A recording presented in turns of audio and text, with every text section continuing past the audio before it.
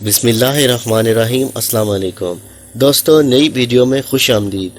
جہاں ایک طرف دنیا بھر میں کرونا وائرس کی وجہ سے معیشت سست روی کی شکار ہے، تو وہیں ایک تازہ ترین صورتحال کی وجہ سے پاکستانی معیشت پر مثبت اثرات مرتب ہونے کی توقع کی جا رہی ہے، کیونکہ تیل کی قیمتوں میں کمی کی وجہ سے ایسی اقوام کے لیے خوشی کی نوید آتی ہے کہ جہاں اس کا استعمال بکثرت ہوتا ہے۔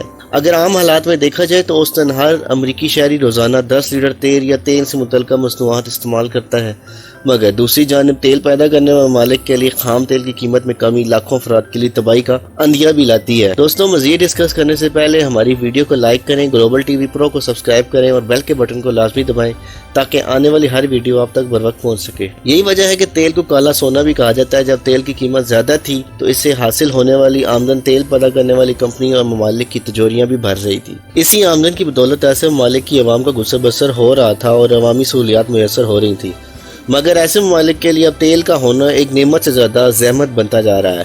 انٹرنیشنل انرجی ایجنسی پہلے بھی متنبہ کر چکی تھی کہ اس صورتحال سے زیادہ نائجیریا، عراق اور ایکواڈور متاثر ہوں گے۔ ان ممالک کی آمدن 50% سے 85% کم ہو جائے گی۔ یہ اندازہ $30 فی بیرل قیمت کی بنیاد پر لگایا گیا تھا، تاہم اب تیل کے ایک بیرل کی قیمت $10 سے بھی کم ہو چکی ہے۔ یہ تینوں ممالک تیل پر بہت زیادہ انحصار کرتے ہیں اور ان ممالک کی معیشتیں پہلے سے ہی کافی دباؤ میں ہیں۔ دیکھا جائے تو عراق کی آمدن کا 98.50% انحصار تیل کی درآمدات پر ہے، باقی کی 1.5% آمدن قیمتی نگینوں، دھاتوں اور پھلوں سے آتی ہے۔ انٹرنیشنل انرجی ایجنسی کا یہ بھی دعویٰ ہے کہ رواں برس عراقی حکومت کے اخراجات کی مد میں $50 ارب کی کمی کا سامنا ہوگا۔ سرکاری ملازمین کی تنخواہوں کو نکال کر بات کی جائے تو پہلے ہی زیر دباؤ صحت کے نظام پر اخراجات کم ترین سطح پر ہوں گے۔ کوئی ملک تیل کی پیداوار پر جتنا پیسہ خرچ کرتا ہے، اس کی کمزوری کو بھی وہ ظاہر کرتا ہے۔ یہ سعودی عرب تیل نکالنے پر سب سے کم خرچ کرتا ہے، مگر اس کے باوجود تیل پر سعودی عرب کا انحصار اس کی آمدن میں $100 ارب کی کمی کی شکل میں نکل سکتا ہے۔ 2014 میں تیل کی قیمتوں میں غیر معمولی کمی کے اثرات اب بھی سعودی عرب پر عیاں ہیں اور ابھی بھی وہ اس سے نکلنے کی کوشش کر رہا ہے، اور آمدن میں کمی کا یہ خلا سیاست یا کسی اور کمی کے شعبے کو فروغ دے کر بھی پر نہیں کیا جا سکتا۔ سعودی حکومت کے اخراجات میں توازن برقرار رکھنے کے لیے تیل کی قیمت کو $85 فی بیرل تک ہونے کی ضرورت ہے۔ بدقسمتی سے یہ سعودی عرب ہی تھا جس نے تیل کی قیمتوں میں عدم توازن کے عمل کو اس وقت تیز کیا جب اس نے اپنے مخالف ملک روس کو تیل کی پیداوار میں اضافے کی دھمکی دی۔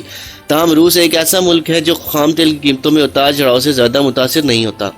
اس موقع پر صدر ٹرمپ بھی سامنے آیا اور انہوں نے امریکہ کی آئل اینڈ گیس کی صنعت کے لیے اضافی سپورٹ کا اعلان کیا۔ یہ اضافی سپورٹ ان $650 ارب کی امداد کے علاوہ ہے جو تیل کا شعبہ پہلے ہی حاصل کر رہا ہے۔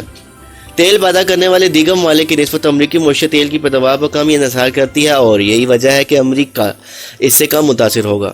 ویسٹ ٹیکساس انٹرمیڈیٹ کے حصص پہ آنے والا اتار چڑھاؤ در حقیقت تیل کی قیمتوں میں کمی سے زیادہ تیل کی کمی اور ڈسٹریبیوشن کے مسائل کی وجہ سے تھا۔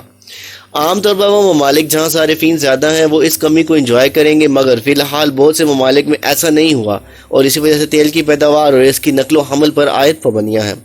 مگر اس کا فائدہ سب سے زیادہ چین کو ہوگا جو تیل کا سب سے بڑا صارف ہے۔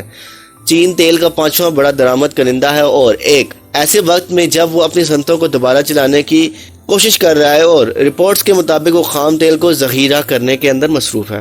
اب جب کہ تیل کی قیمتیں گر چکی ہیں تو تیل پیدا کرنے ممالک میں شدید کساد بازاری کے امکانات بڑھ گئے ہیں۔ تاہم اگر یہ کساد بازاری زیادہ تک جاری رہی تو بہت سے دیگر ممالک کو اس سے آگے چل کر فائدہ ہو سکتا ہے۔